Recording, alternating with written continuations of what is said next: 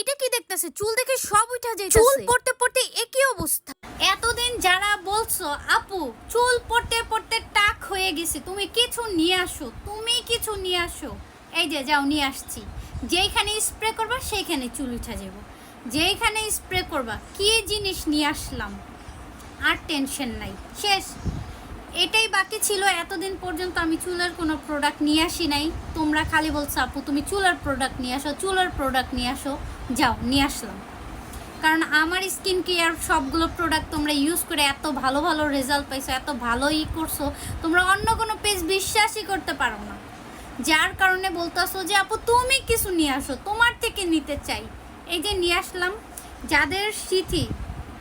যাদের চুলের স্মৃতি অনেক বেশি বড় হয়ে গেছে চুল পড়তে পড়তে, বা যেই ভাইয়াদের দাড়ি মোছ নাই, উঠেই না, জাস্ট এইটা স্প্রে করবেন।